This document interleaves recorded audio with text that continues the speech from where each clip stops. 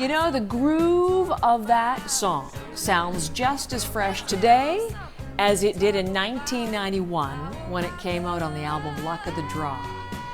You're watching our Facebook Live, and it's live streaming on Facebook and on YouTube. I'm Heather Hiscox from CBC News Network.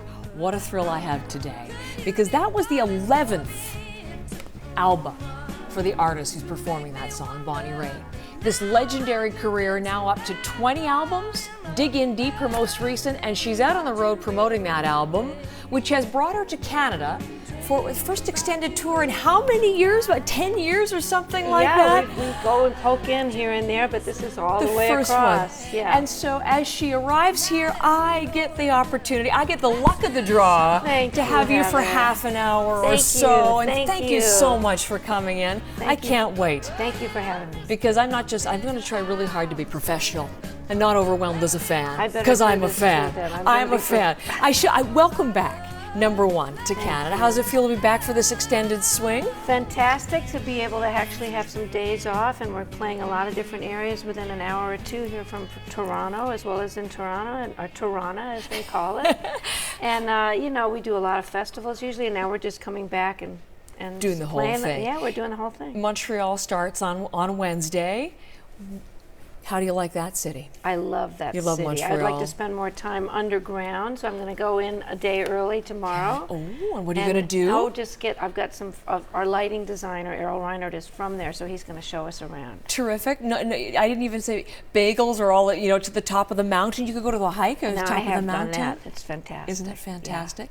Yeah. Well, you know, this is not about my questioning. This is about your questioning as you join us on Facebook Live and on YouTube. And I know as you watch us, lots of questions that you will have. And so these are your 30 minutes to put your questions to Bonnie Raitt, to send them in. You just go on Facebook or YouTube, of course, and then comments in the comment section. And as I thought, I knew I would only have a matter of like just a couple of. Robin Sperling. Can't wait to see, we're jumping right out of Canada. We're back to you and James Taylor. Can't wait to see you and James Taylor in Nashville. Hope you'll both be singing together. That's later on in the summer, the big stadium tour with James Taylor. Yeah, we're playing some iconic baseball stadiums like Fenway Park and Wrigley Field, and then a lot of bigger outdoor stadiums as well. Well, now that's not been your thing, really. How do you feel about the big stadiums? Because of high-def cames, and I don't know if you've been to a big show, but I went to see Paul McCartney, and it was just like I was in the second row, because the high-def screens allow, it's not a bad seat in the house, and the sound system is now much more developed in a way that gives everybody great sound. Okay. So having played America twice already, on indoors and outdoors already last year, this is kind of a fun once in a while doubling up of two old friends that never get a chance, because we're both headliners and here we are together. And yes, I'll be singing and playing. He's in my set, and then I'm coming out on his set. Can you tell us on what songs? No, you don't know? No, partly because we haven't decided yet. Oh, okay. Yeah. But you have lots to collaborate on, so that'll be terrific. So it's really, as you've appreciated the changes and the improvements in technology, you've decided, you know, well, you it's work with a these wonderful big thing. stadiums. Normally I wouldn't be able to play to 15, 20,000 people, and sometimes I'll be 40,000 people, so it's kind of intimidating. I'm not going to think about that. No, don't think about that, because you managed to create the intimacy anyway in whatever size venue you're playing. I think so. But that's got to be a trick, though, in a stadium that's 40,000. The first few times I did it at big outdoor festivals, you know, benefit concerts and things, it was very intimidating, but I've gotten more used to it. I just take a big, deep breath and away you go. Yeah. Okay, technical question right off the bat from Kent. What tunings do you use, particularly while playing with your slide? I knew that was coming. Did you?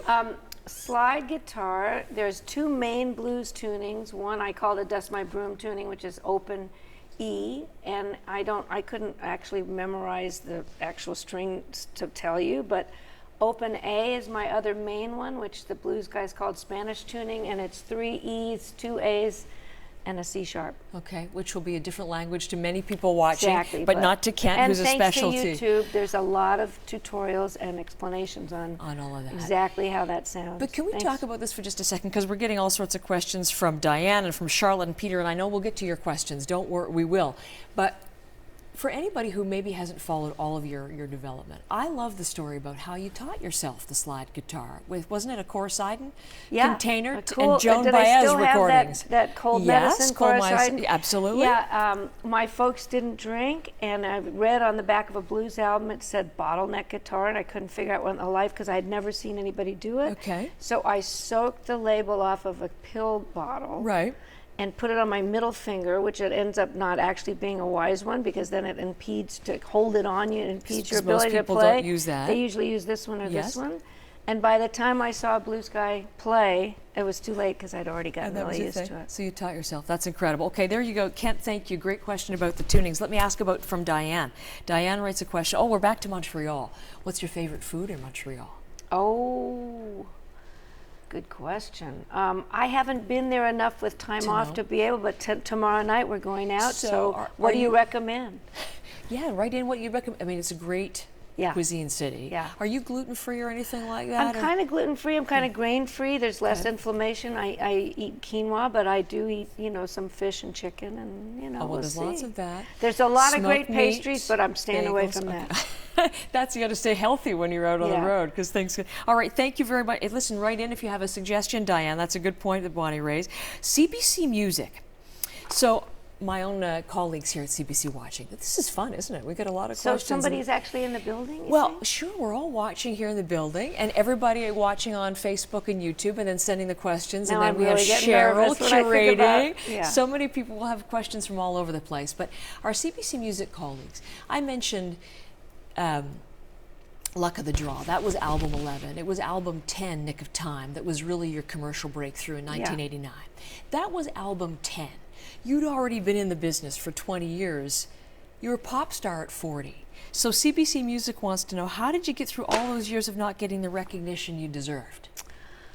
Well, I actually was amazed that I got the recognition I did. I mean, I was a concert act and putting records out and had a loyal following for all of the previous records. I just wasn't a big household name. The way you are when you win all those Grammys at once, like a Cinderella story. It was kind of like being on The Voice, So I would say it was wonderful to have my loyal cult following that stayed with me, and artistically, and I chose to stay out of the mainstream because then you can really be in it for the long haul and not have to be yesterday's news. So I was glad that I got that surprise win when I was 40, when I could handle it, because if I'd gotten it like a lot of these younger artists like Taylor Swift and Lady Gaga, even in her, in her younger years, but Adele, I mean, Ed Sheeran, they're handling their fame with so much poise and so much great advice, and much better than my generation did, who kind of just blew it all, a lot of times on drugs and alcohol and boats and fancy cars, and 5 years later they can't even get arrested. That's true.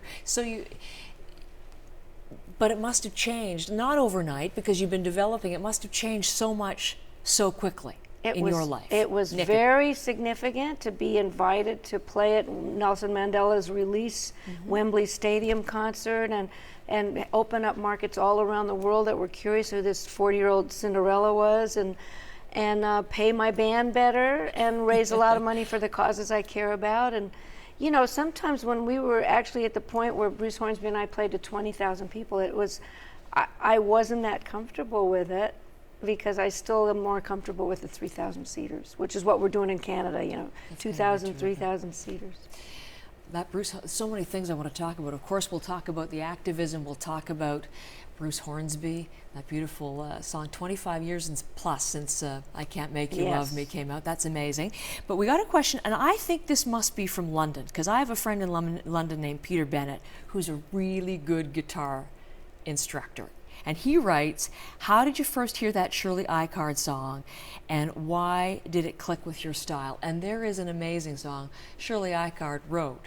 Let's give him something to talk about. And she'll be coming to sing it with me in London. Are you at Centennial Hall? She just said she was coming. Really? She lives in Orangeville, Ontario. Oh my God, now. I'm so thrilled, because she makes regular records, many more than I do. I mean, quite regularly, at least 1 or 2 a year. And she sends me her new music all the time, and we haven't had a chance. She's always working when I'm touring here, so this will be a really nice reunion. But I found it years ago. She sent a cassette with 4 or 5 songs on it, and as I do, I have little stacks of, in the days when it was cassettes, I had little ghetto blasters in every room in a kitchen, and then sit in my car, and I remember just putting that just on. Just popping them in to see you if know, there was a and song? most of the ones go in the, you know, thanks a lot, but no thanks. And this one had, every song on it was killer. And then I found out she was a recording artist with her following, so she had been in the business a long time, Sure. which and explains Anne Marie why. wanted to record it first and didn't end up doing it. Yeah. That's so it came to Who's you. kicking herself for that, but she's had a fair amount of success. So. She has too. But thanks to Shirley always for opening up my world and bringing me to success with that Now, what does first that hit. song mean to you? Well, it's so insinuating, as my blues woman Sippy Wallace used to say. That's got a kind of an insinuating, it's got a groove to it, like you Yes. said, that's just really sexy. And, you know, we've all been in that situation where we're flirting with somebody and, you know, it's about time to just get down to business. A couple of questions that are similar, so I'll ask them together. One from Diane and one from Jan. Diane Ryan, who's the best guitarist you've ever seen live? Because many would look to you. Oh, No, thank you, but now thank come you. on now, Rolling Stone, Thank best guitarist, you. top 100 guitarists of all time, and top 100 singers of all time. Not very Thank on you, both lists. thank you. So Diane's question, best guitar player, and Jan, who are your favorite artists? Maybe they overlap, or maybe they're two separate answers there. Well, I would have to say Raitt, hands down, greatest guitar player and musician that I've seen in my lifetime. Eric Clapton is no slouch. Stevie Ray Vaughan, those are my favorite guitar players. Okay. But can I ask, Duane Allman was influential for you in terms Well, of I style? was a fan, but I don't play in that style. No. Yeah. But I was wondering if you might, and then I'll get to the other part of the question, made me think about Greg Allman. Oh, what a losing loss. him this past weekend. What a loss. I mean, we did the Mavis Staples tribute for his 75th birthday. We recorded it a couple of years ago, and it just came out, and that was the last time I got a chance to see him. And I knew the Allman Brothers had kind of stopped touring, and I had heard about some health issues that Greg had, but what incredibly important and influential singer and player he was. I mean, and such a sweetheart. Well, I don't know if you want to look over here, but we went sniffing for that gosh. 1989 video, Aaron Neville and Yeah, you. we did it. We all participated in a show honoring the Neville brothers. Right. And John Hyatt and Jimmy Buffett and Greg and I, and here we are singing Midnight Rider. He Which was people a giant. think was his, right? Isn't Yeah. that amazing? It's Yeah. so great to see you there on so many of these collaborations. 'Cause Love you do those some- shoulder pads, baby. So, okay, if I could, so is there a favorite singer that you have apart from your dad? I mean, anybody else? Thank who- you. Aretha Franklin will always be my favorite singer. She was Really? the biggest influence for me. She and Ray Charles were just part of my childhood. I loved all the Motown artists. I loved country blues. I loved John Baez. Yes. But in terms of phrasing and soul and just total inspiration, Aretha It's Franklin. Aretha. So you sang with Ray Charles on Mm-hmm. his last album, and Aretha has done I Can't Make You Love Me. What's it like to hear your idol sing your song? She can sing the phone book, and I've gotten a chance to do a couple of duets with her on a TV special that we did, and then she included that on her greatest hits. But to hear her sing her own take on I Can't Make You Love Me, that, you know, she's a great, she'll always be the queen. Isn't that amazing? So you're heading out, let me just make sure I've got it, with Royal Wood on the Canadian line. Yes. Because we had a great question from Randy. How do you pick your opening act? I think Jade Jackson would be a perfect opener. I'll put that in the file. Okay. I am usually given suggestions by our promoters in whatever country we're going to. I mean, in America, I kind of pick them myself, but I think we had a list of about 5 or 6 people in Canada that would be appropriate at our size venue, and Royal Wood just, to me, when I checked out, there were close contenders, but he's fantastic. So is it how do you view your is it like mentoring when you choose an opening act, or is it just really fits stylistically and venue-wise? It's what makes a nice compliment. I mean, if it was somebody that was too much like me, then it would be too much of the same thing. Okay. And if it was too kind of soft rock or something. It wouldn't go with how our kind of edgier blues rock kind of thing. So it's got to be just the right mix of funk and soulful and not too loud and not too, wussy, or, just the right blend. Just like porridge. Not too hot, not too cold, but just right. Perfect. It's a nice contrast. Okay. Yeah. We are getting lots of questions, and thank you for them, about your favorite artists. So we've talked about that. And again, we are with Bonnie Raitt for as long as she'll have us. We're just 10 minutes in, so we've got lots of time. Great. Which is terrific. And send in your questions. We're on Facebook Live. We're streaming on Facebook and on YouTube streaming live. And what an honor it is to be here with Bonnie as she gets set to kick off her Canadian legs of her Dig In Deeper tour. So I want to talk, and I've got to get back to the questions. Gail Harper. Gail's a good regular viewer of ours on CBC News Network. You a hockey fan? I appreciate it, but I don't know enough about it. And I know the LA Kings are, I don't know when they started, but they're gone now. But my keyboard player, Mike Finnegan, and my bass player, who's from Boston, Mike they're complete stone hockey fans. So we hear a lot about it. I appreciate it, but I don't ice skate myself. In LA, there wasn't a lot of ice skating going on. Well, because Game 1 of the Stanley Cup Finals is tonight, and it's Nashville for the very first time against Pittsburgh, which has won before. So there you go. So who would you pick in that? Because Gail would like to know who you're rooting for off the top of your head. Oh, God. I don't want to say because I'll make too many people mad if I pick one or the other. I wish them both good luck. Patty, thanks for the question about something to talk about. We talked about that a little bit. Stephen Beaulieu says, who in the music business, this is a really nice question, who in the music business do you think has the potential to become a legend as you are? Oh, that's so sweet of you to include me in that. Wow. Wow. Who has the potential for that? Who's not already? You mean who's going to stand the test of time, kind of, as opposed to who's hot right now? Oh gosh, there's so many people, and I don't want to say the wrong one.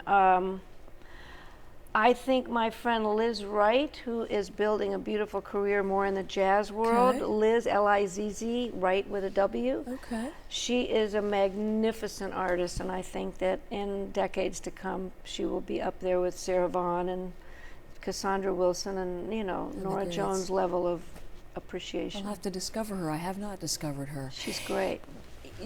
What do you feel when it's always, it's icon, legend?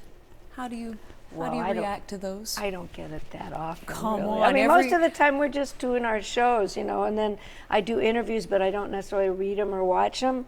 But when people introduce me and they mention how many Grammys I have or say call me legendary, it's still kind of fresh and surprising to me to be hearing myself described. So in that way, I'm proud. I'm proud to be a role model now and have reached that level for people coming up that I looked up to Judy Collins and Odetta and Joan Baez and, the blues men and women that I loved. And now I'm in my late 60s and here I am in the same position they were in. That is it's extraordinary as I'm looking at it. And the energy, much, much younger. You would never guess when you just said that. 67 in November and still doing these incredible things. And that it ties in with the whole idea of icon and legend in that you're just not somebody who, you've done so much. You could just phone it in, but you don't. It seems to me that you're always discovering new music. Your enthusiasm for what you do, particularly on stage, is as great seems as it ever been. How do you keep that freshness and that love and that enthusiasm for? I can't even imagine doing this without that. So it's just natural as breathing. I love music. I'm a fan first. I can't believe I get to do this for a living. Still. And yeah, it's just all of us in the band. I think all musicians that just keep getting to put out another record and then people like that and your fans come the next time. So if you really mean what you're singing about and you really keep yourself interested, finding new ways to sing the same grooves or new lyrical things that you want to do, each record you have to come up with something that doesn't repeat yourself. You're playing for your peers and you're playing for your fans and you're playing for yourselves. And you don't want to ever coast or just get boring, because they wouldn't come and see you. You know, you're only as good as your last show, unless you have to keep reinventing yourself and being authentic. So it's not deliberate, it's just natural to me. Because I watched my dad do it for all those years, you know. Of course, performing well into his 80s. So Yeah. you've got 20 more years to go, And which is look at great. B.B. King and, Yes. and you know, Tony Bennett is 90 and he's still Yes. doing it. I mean, what's not to love about this job, where you just get that kind of tribal connection with people that give you that love from the minute you walk out? You know, you'd have to drag me kicking and screaming in my 90s. You know, I'm hoping that I'll be able to be wheeled out on a stage and sing something to talk about. Well, you sang with Tony Bennett and you sang with your dad. You're talking about some of the wonderful collaborations, and that'll be all good news to your fans who want to see you do that. I'm wondering about, I mentioned the activism, and we had a call from, or a question in from Peter Reese about that, because I know these tie together, which is your Quaker background and how that influences your life still today. Well, I'm very grateful that my folks put me on a path of really appreciating that of the divine in every other human. Whether you agree with them politically or they're from a different culture, the idea is, if there is a conflict, to try to work it out peacefully. Right. And that has to do with cultures and nations and, you know, within family sibling arguments. So that whole pacifist philosophy of honoring that of God in the other, and seeing yourself in them and trying to put yourself in their place, that really informs a lot of my activism and my drive to try to resolve see conflicts in the world, get people to come together. And that, and appreciating the environment. I mean, it's not really a tenet of Quakerism, but my folks took us out into nature my whole childhood. I went to summer camp and we went camping for our family vacations, and I feel that that's one of the holiest connections that I have, is with being in nature and protecting the earth. And So, you still are very, yeah. you're hiking when you're not playing Yeah. music, aren't you? I spent a lot of time just appreciating the blessing that being healthy and alive is, and I want to see other people that are living in the inner city and, you know, areas around the world that are suffering famine and floods and the terrific result of climactic, you know, global warming, climate change. It's just part of who I am to be able to fight for that. And that social activism, going back to, well, all of your life, heightened in your university years, but as I listen to you talk about putting yourself in somebody else's shoes, talk about climate change, these are not things where you live that are popular. I mean, with some there are big issues, but it's not exactly the mood at the government level. Putting it mildly, where we have for those of us trying to fight for leveling the playing field for inequality, whether it's institutionalized racism or sexism or intolerance of any kind, and rolling back protections for clean air and getting off of fossil fuels, campaign reform, getting money out of politics, all of that, we have got to redouble our efforts. And that's one of the things I do by Stand on the Road, is raise money for grassroots organizations that are doing great work to try to preserve what we've got left. Yeah. Let's talk a little bit more about the music, because we have Tony and Jackie and Dorothy, and thank you for your questions on Facebook and on the live stream coming in on YouTube.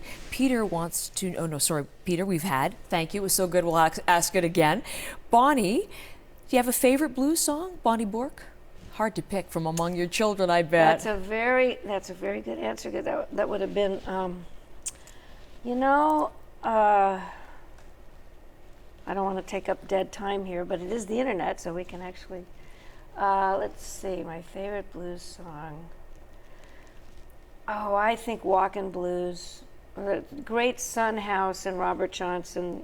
It was one of the first songs I ever recorded, Walkin' Blues. Muddy Waters does a version that is absolutely on his greatest hits, earliest recordings that were just, I'd have to say the most universally beloved one for me is Walkin' Blues. Okay, there you go. That's a good question. I of all the ones you've recorded. That's tough to do, I'm sure. So of all, I mentioned the collaborations, more than 100 and counting, is it, in terms of artists with whom you've worked? That's what I hear. That's what okay, you haven't counted them up. Do you have, are there, I mean, if you go online, I can tell you that there are lists of Bonnie's best collaborations, Bonnie's 10, but is there one that stands out for you? Duets or collaborations? Oh boy, there's so many.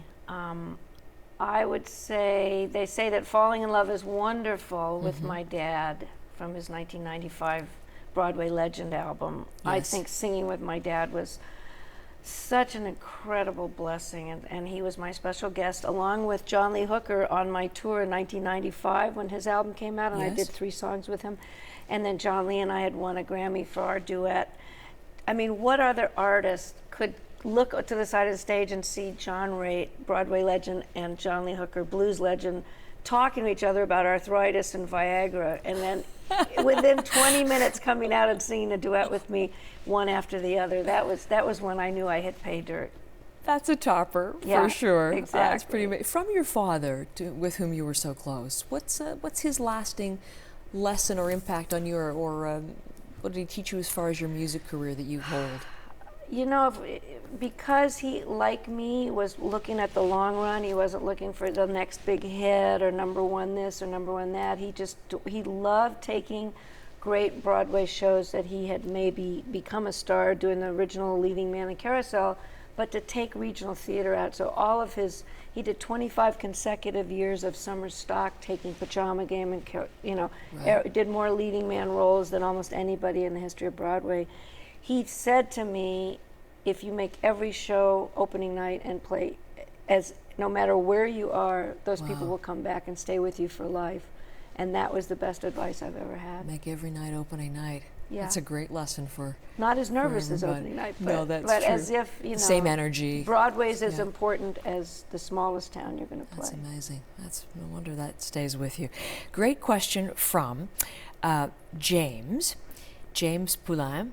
Do you still sing in the original key of your songs, or have you changed them? That's a terrific one. Yes. Very astute. There's a half a dozen on this tour that we've lowered. Okay. Sometimes when I cut them when I was 21, and now it's been a lot of years, I just think they voice better because my voice has gotten lower, and I can still hit the high notes, but it's easier to just get a lot of different colors if I'm in more comfort range, and your voice just naturally lowers as you get older. I don't know about men, but I know women do.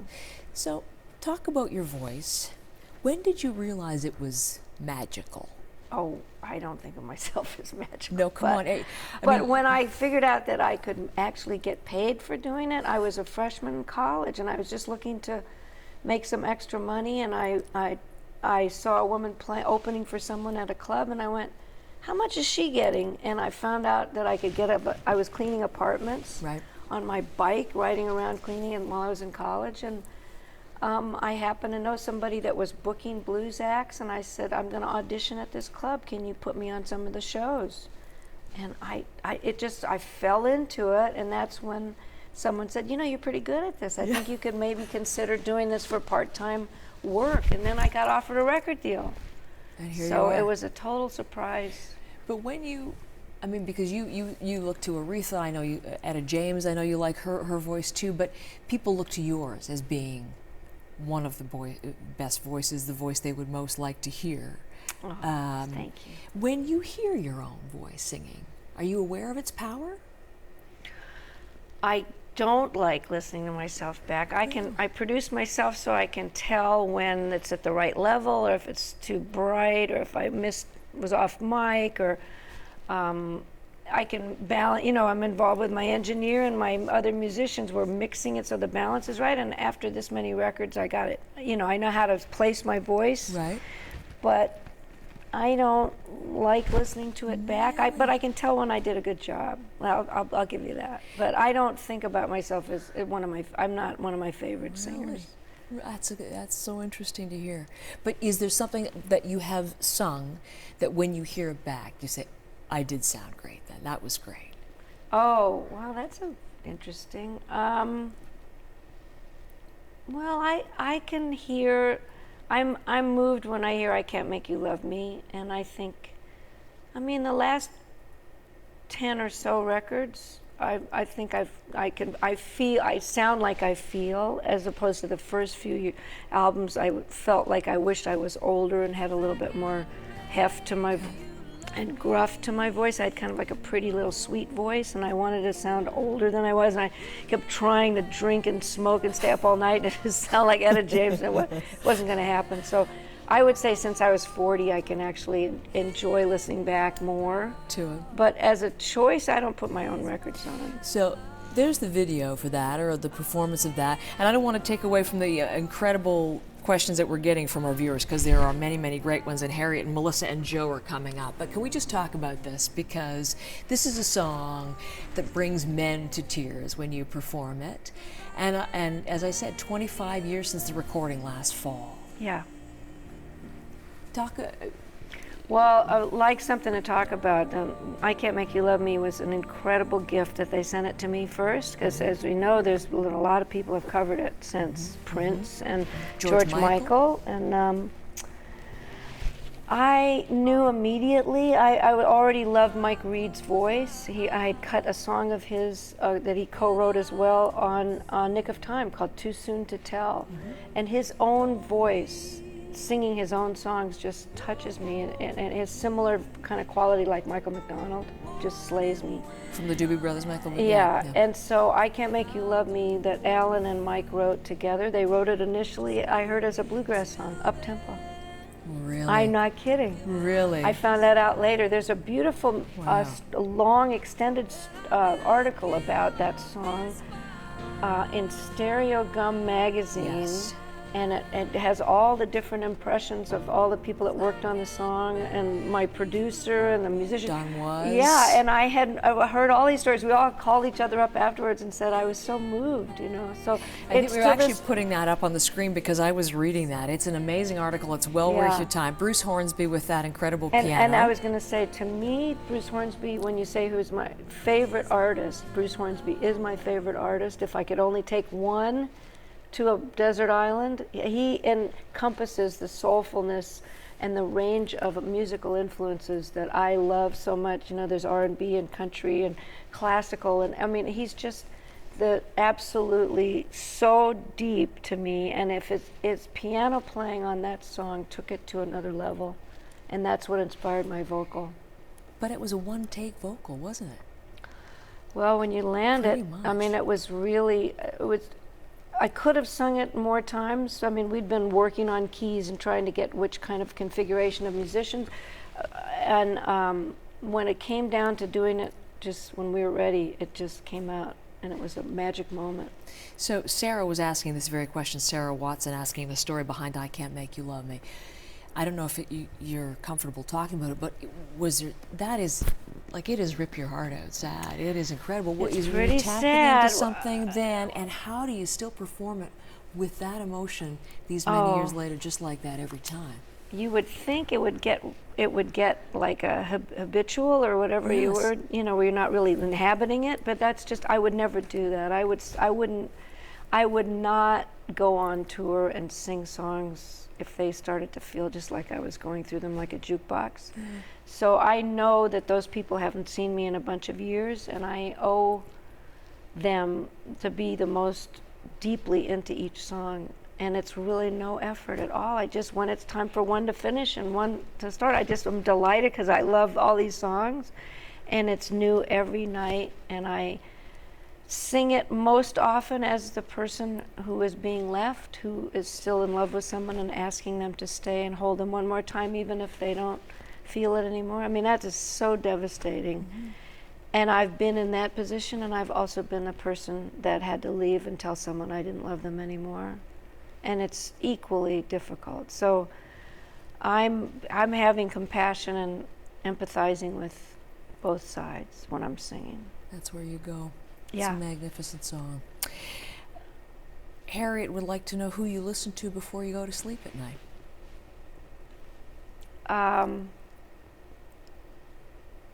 Well, that's a good question, too. I'm sorry I'm taking them. These are interesting questions, and I can't say I've ever been asked that.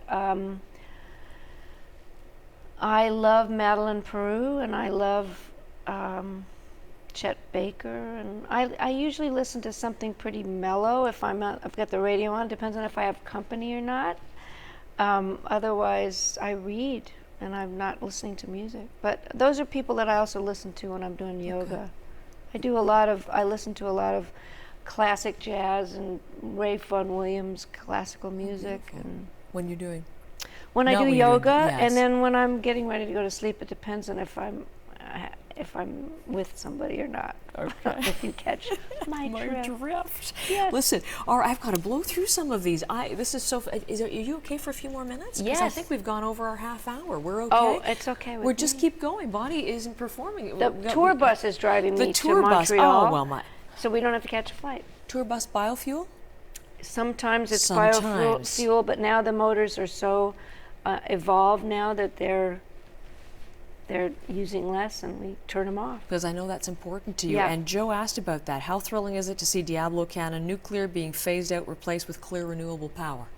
We wish it was less quicker than it's going to go down in 10 years, but what an incredible victory. There are many dinosaur, outmoded, and dangerous nuclear plants that are being unlicensed and remaining unlicensed, and we still have a fight to go. So that's been a big cause of yours for many years. Yeah, it feels great though. Yeah. Sheila, and thanks for the questions on Facebook and on the comment section of YouTube. We talked about your collaborations, of which there are many, but is there anybody who you still haven't checked off yet that you'd like to sing with? Oh gosh, there's so many African musicians that I love. Umu Sangari and my friend Habib Kote, who I did do a song with, but I like to sing with him this time. He was playing guitar. Keith Richards and I would love to work together. I know we talked about it years ago. Really? I'd love to see that. Yeah, I would love to do that. So maybe. That's true. And everybody else I mostly got around to my wish list. There's a lot of younger artists though that I really would like to work with. I read a comment you made. Not all musicians can live like Keith Richards. The fact that Keith Richards has lived like Keith Richards and is still alive as Keith Richards, he's really the exception, isn't he? They don't make it. They broke the mold. That guy's got the constitution of, I don't even know how to say it, but I hope he lives to be 125 at least. I hope we get that collaboration. Some good, really good musician questions. Renato George would like to know about your Stratocaster, your famous Fender. How close is your signature series Stratocaster to your blue Strat used on the Road Tasted tour? Road Tested. Road Tasted, yes, sorry, Road Tested. The signature one is one of those, is that blue one. So they don't make them anymore, but the ones that are out, I had to say, and the size frets and the pickups and the color I picked, which was really cool. So they were trying to mimic what I love about my original brown Strat, which is a 65 Fender Stratocaster. And I've played it since 1969 when I bought it for, wait for it, $120 at 3 o'clock in the morning. Really? And I loved it because I loved it because the price was right, and it didn't have any paint on it. I thought that was so cool. But the blue one, the blue kind of sunburst metal flake was as close as we could get to the brown Strat. Okay. Jeff is wondering whether or not, is it standard? You've customized it? A little bit of customizing, yeah. That's why I could put my name up there on there. Okay. But we raised a lot of money I donated all the profits from it, and we've opened over 200 guitar programs in 200 cities for the Boys and Girls Clubs for guitar lessons after school. Amazing. Do you still have the Stella, your original Stella? I don't. No. I don't. That'd be wonderful to have. I wonder where that is. I don't. Somebody has it. That was $25 from Sears. Really? Yeah. When you were 8. Yeah. I just want you to know that the comment that I'm getting from Cheryl, who's running all things and curating your questions, is there is so much love for Bonnie and our conversation. And they're just checking. Thank you for that too. I'm just loving this. So Jeff had a question about that thing. Susan Morgan writes to say, this is not really a question, just that you should know this. The best outcome of her college relationship was having her boyfriend introduce her to Bonnie and your music. He's long gone. Her music remains and will forever. What a great thing to hear. Thank you. Thank you. What is your favorite, this is Richard's question, Richard Neville, what's your favorite cover? I Love Dimming of the Day by Richard Thompson. Oh, you mean the original version or my cover? I think your cover. Do you, yes. Oh, I think thank you for that. That's one of my favorites as well. Well, I think that the cover that John Prine and I did I think it's on my best of, we did an Austin City Limits version of Angel from Montgomery together, and that is the one that touches me the most, was getting to sing it with him. Because it's all about the song for you, isn't it? It doesn't matter whether it's something that you've written, or it's just a great song, Shirley Eichhardt, or this one. What is there something that happens like visceral that you say, I want to do that song? Absolutely. I mean, it's almost like a few days go by, I mean, because I'm always auditioning songs, and if it sits with me and I find myself having to go back and put it on again, and then a couple of days later more and more, then I know it's for me. Okay. And I sit down and play it in my key. Yes. And see if it works, because there's certain songs that I want to sing, but they're out of my vocal range. Which is getting deeper, as we've learned. I'm on many things. It might even be deeper by tomorrow. So as we wrap up, unfortunately we have to wrap up, and thank you for those incredible questions, because I feel we could have gone on for a lot longer, but we've already taken so much of your time. But what people who are going to see you on Dig In Deeper tour, what should they expect? Set it up for, they're going to be so excited to see you in Canada for this extended run. Yes, and we're finally doing more than just 4 cities, which is great. We're going to be doing, for your listening pleasure, a lot of songs from the new record, which will be new for the fans that haven't seen us. That's this really personal round. for you, the music for this. And a lot of the songs from Nick of Time and Luck of the Draw will be touching from them, and I don't like to make a set list up until right before I go on, and a lot of it depends on what I played the last time I was through this town, your town, and some of these people won't have ever seen me before, so I go back and do some from my Warner Brothers early records, sometimes a cover here and there that I'll make up right before I go on, like throwing in somebody else's tune. And you'll get the ones you want to hear and some surprises, and hopefully we'll be showcasing the new record a little bit. Dig In Deeper. It's been a number of years since we had an album from you, and lots of your own songwriting on this one too, so you'll be surprised and I think delighted probably by yet another great album from you. Thank you so much, What a pleasure to have time with you. Thank you, Bonnie. Thank you very much. Let me thank Bonnie on your behalf, and thank you for the amazing questions. Look forward to our next Facebook Live, but it's not going to be a Bonnie Raitt Facebook Live. That was amazing. Thank you very much. I'll see you at my show. You bet. All right.